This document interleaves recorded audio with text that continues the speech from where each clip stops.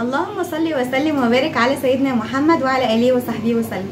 ازيكم يا حبايب قلبي، عاملين ايه؟ يا رب تكونوا بخير وفي احسن حال ان شاء الله. احنا النهارده هنعمل مع بعض حبيب الملايين، محشي كرنب ومعاه دبابيس من الرومي. تعالوا بينا كده نشوف هنعمل ايه مع بعض. يلا بينا كده على البوتاجاز، بسم الله. اول حاجه انا هحط معايا حله على البوتاجاز اهيت. انا كنت هتلاقيها حطاها تنشف بس معايا، مش عارفه البخار طالع قدامكم ولا لا.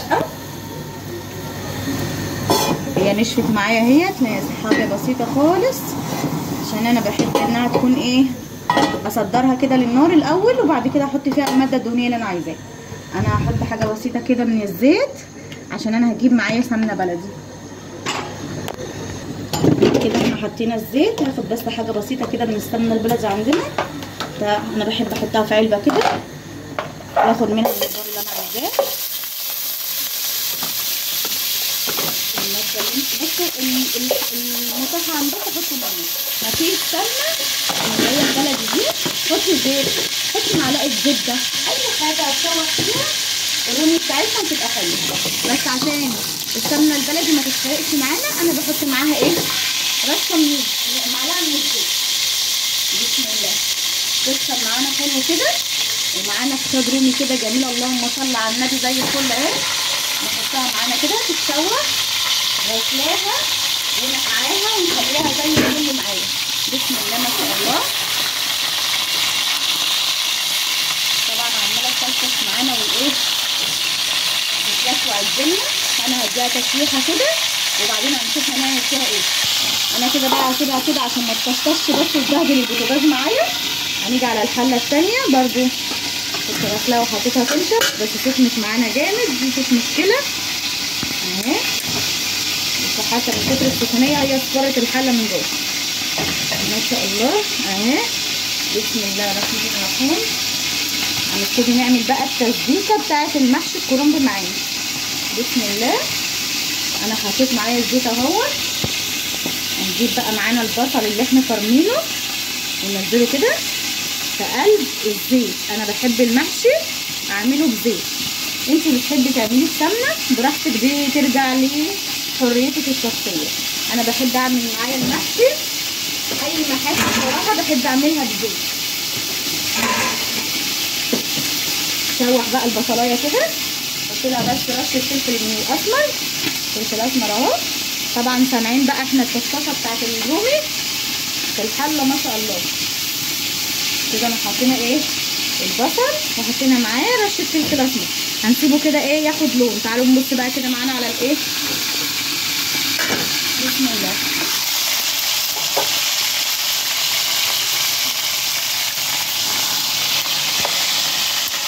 بسم الله الرحمن الرحيم.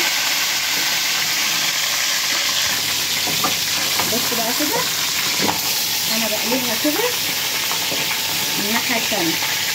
طبعا هي ايه كبيره شويه على الحله معايا فتتخرج بالعافيه. بسم الله اهي. لسه حبايب قلبي انا كده قلبتها اهي عشان هي كانت ماسكه معايا من تحت من هنا، الجلده كانت هتلزق في قلب الصينيه في الحله من تحت. بصوا الماده الدهنيه معايا زي ما هي اهي. هتشوح بقى كده معاها في قلب بعضها، ناخد التشويحه بتاعت الناحيه دي ونشوف هننزل بقى ايه هنحط لها ايه، او ممكن احط وانا معاكم دلوقتي عادي. انا هجيب معايا اهو وهي بتتشوح كده، هجيب معايا بصلايه ونقطعها معايا 4 اهي.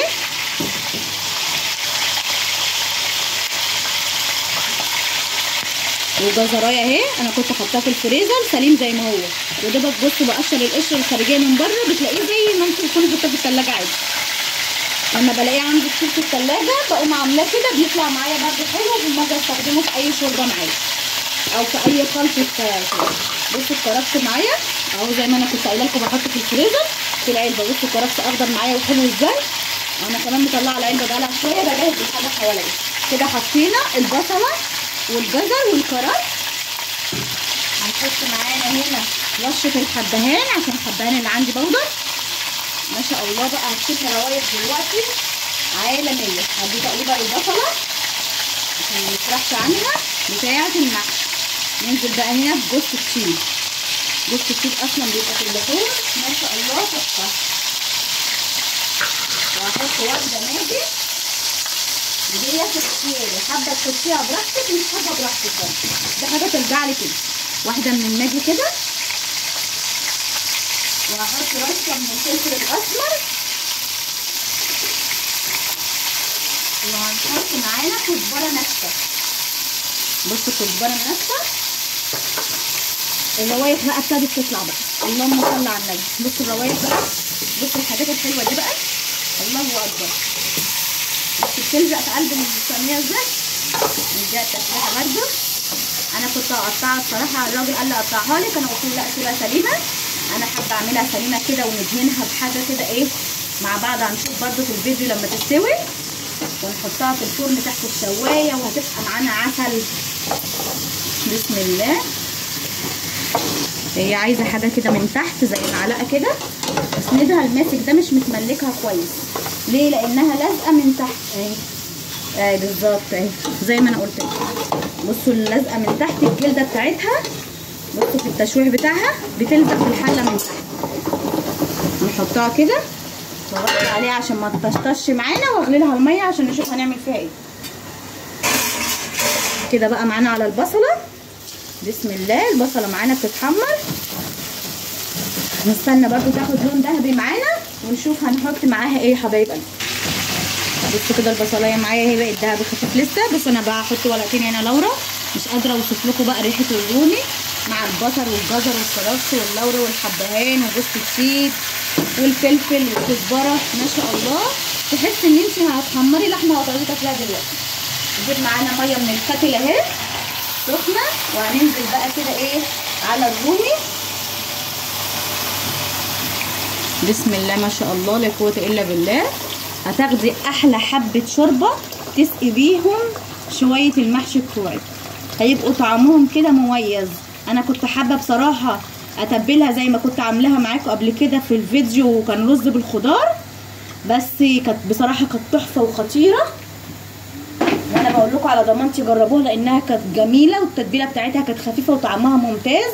بس انا حابه المره دي عشان المحشي بصراحه ربنا عايزه شوربه اكيد، فحبيت ان انا اعملها كده، وعشان اخد منها دسم حلو وشوربه حلوه نسقي منها المحشي كده يبقى بالف هنا وشفا، تلاقيه طعمه زي العسل كده. انا هسيب بقى الدبابيس الرومي دي تستوي معايا، واسيب كده اول ما تدي غلوه عاليه هقوم موطيه عليها النار شويه تاخد معانا السوا بتاعها كامل، وفي الاخر هتبلها برده معاكم.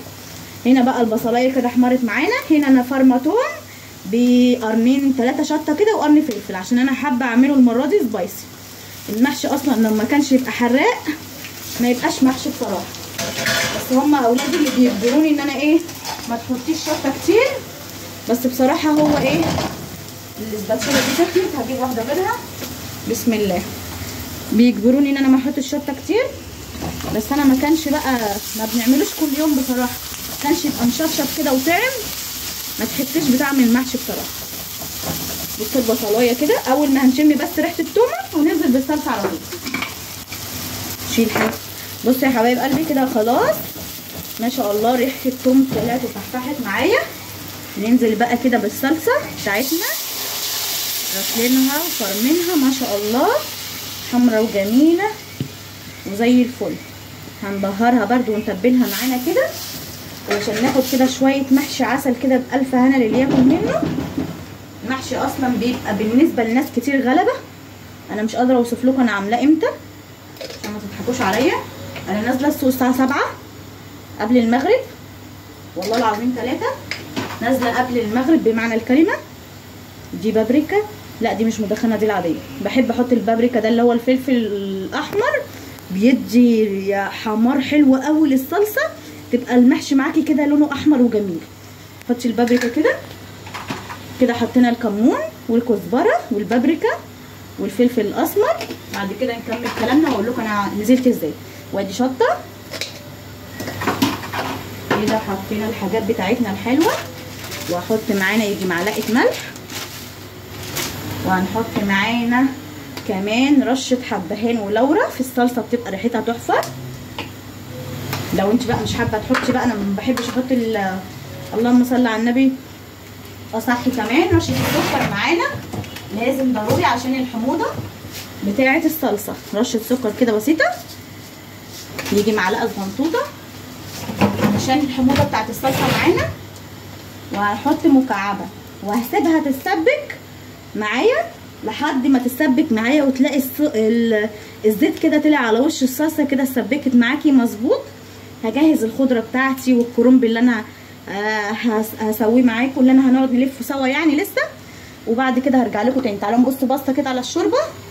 بصوا الشوربه معايا لسه هتبتدي اهي، مع ان الميه كانت مغليه. هديها تقليبه، وليها لو فيها اي ريمه انا هشيلها من على الوش، بس خدوا بالكم ان هي ممكن ما تكونش ريمه علشان خاطر التوابل اللي احنا حاطينها. لا هي فعلا مش ريم خالص، ده هي كانت لسه الرغاوي بتاعتها اهي. بصوا ما شاء الله شويه الشوربه لسه ما استواش الرومي، بس بصوا كده. استنى اما اشيل الكرفس على المعلقه. بصوا شويه الشوربه تقال ازاي، عشان شوحنا كده الرومي في قلب الحله كده بمعلقه السمنه البلدي والتوابل بتاعتنا. ما شاء الله تحفه تحفه تحفه.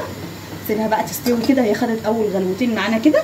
هدي النص حاجه بسيطه واسيبها كده تستوي مع بعضها. طبعا انت بقى حابه تحطي هنا المكعب براحتك، مش حابه براحتك، ده اختيار، علشان في بيحب يحطه وفي بيتجنب المكعب. لا انا بصراحه بحب احطه معايا في الاكل، بيدي نكهه حلوه وطعم حلو قوي، بيدي سكره كده للاكل. احط مكعب الدجاج بتوعي كده بسم الله. بس كده نعمل حساب ان احنا حاطين معانا الملح والتوابل بتاعتنا، ان شاء الله تطلع زي الفل ومظبوطه معانا. هدي تقليبه كده للصلصه. بصوا لون الصلصه عامله ازاي وهي لسه ما اتسبكتش. ما شاء الله بصوا اللون. معلقه الفلفل اللي احنا حطيناها اللي هي البابريكا اللي بيتقال عليها الفلفل الاحمر، مخلى لون الصلصه معايا ناصع ازاي وحلو. لون الحمار بتاعه فاتح وزي الفل. هغطي بقى انا على الحله بتاعه الصلصه معايا كده تتسبك، وارجع لكم تاني بعد ما الصلصه تتسبك باذن الله. بصوا كده يا حبايب قلبي، بصوا الرومي معانا بيتغلي ازاي ما شاء الله. بصوا شكل الشوربه كده، انا حبيت اوريكم هو بيغلي كده معانا. والصلصه ابتدت اهيت لسه في البدايات. بصوا الشكل، بصوا شكل الصلصه، الله اكبر ريحتها تحفه، مع انها لسه في البدايه ما اتسبكتش ولا قالت لسه اي حاجه، بس يا دوبك اول ما بكبكت قلت اوريها لكم كده مع الشوربه الحلوه بتاعتنا دي. ما شاء الله شكلها يفتح النفس لاي حد. هخرط بقى الخضره وارجع لكم على طول.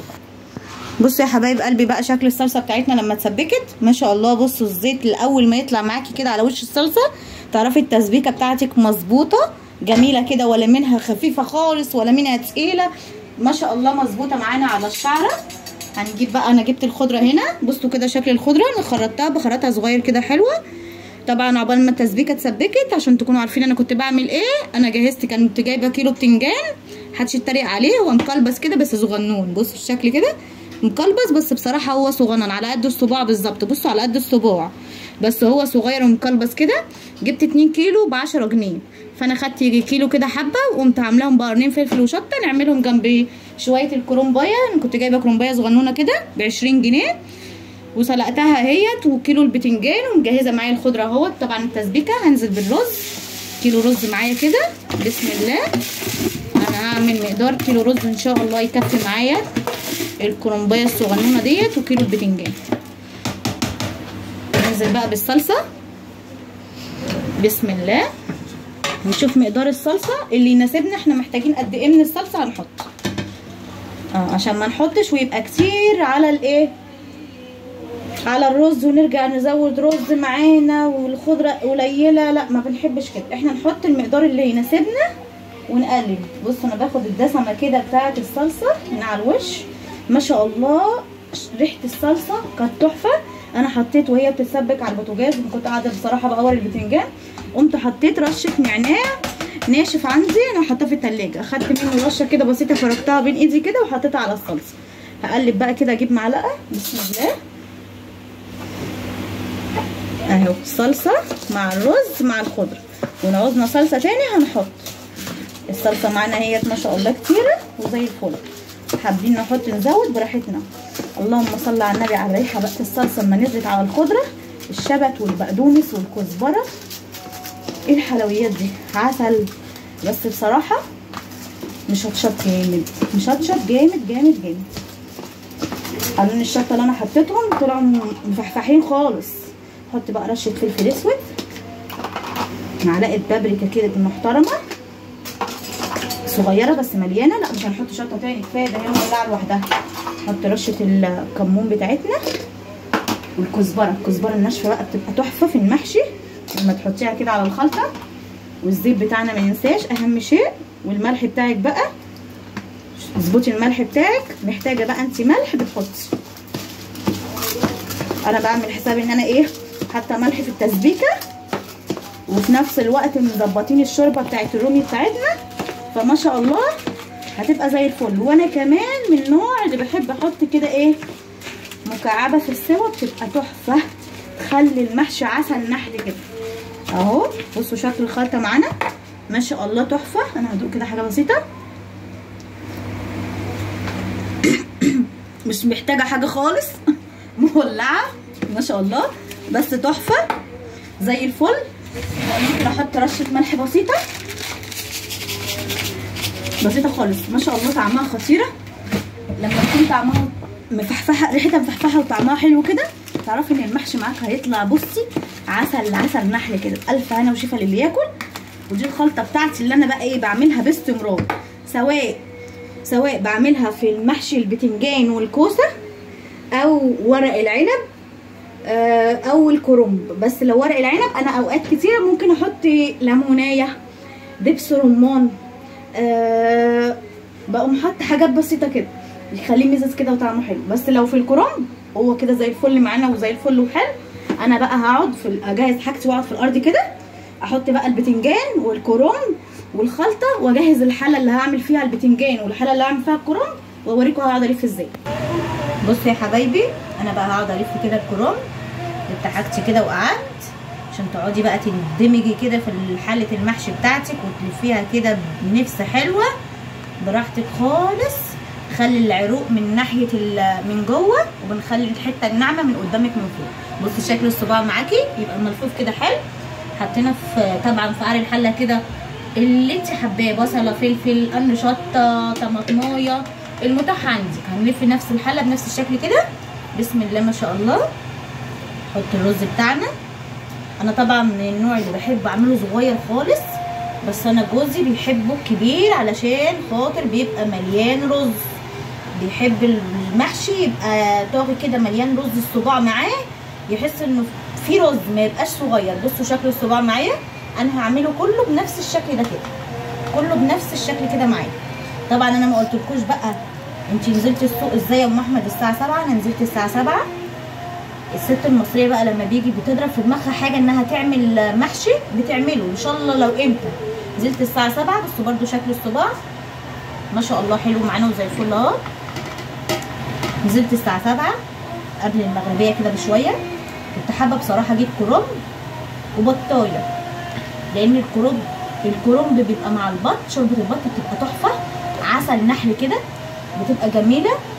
وكنت حابه كمان اعمل صينيه رقاق.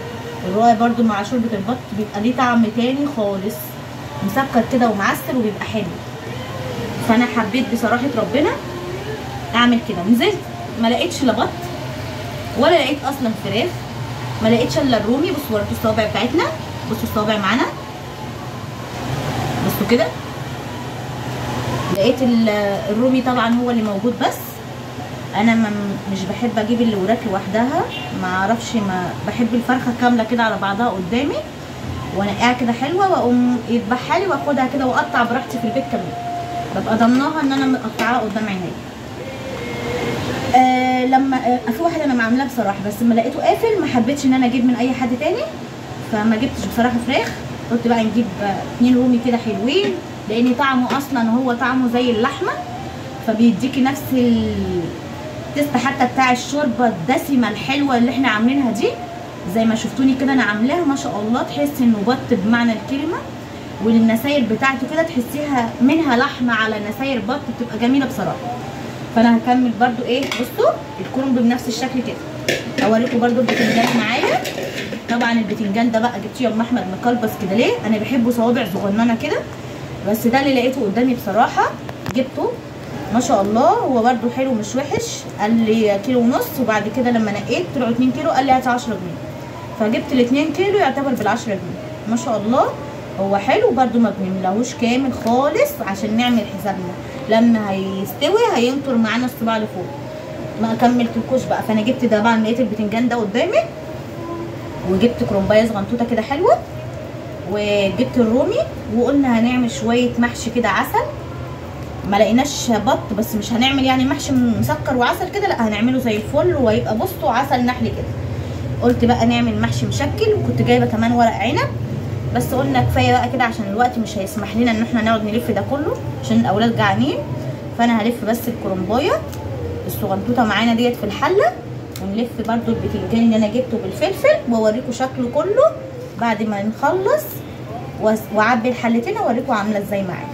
بصوا يا حبايب قلبي كده الرومي معانا استوى اهو، وانا حشيت الحله اللي فيها الكيلو البتنجان معانا اهو المشكل، ومعانا الحله اللي فيها الكرومبايه الصغنطوطه بتاعتنا اهي، لفتها ما شاء الله اهي حلوه، يجعلها مبروكه باذن الله وتبقى زي الفل.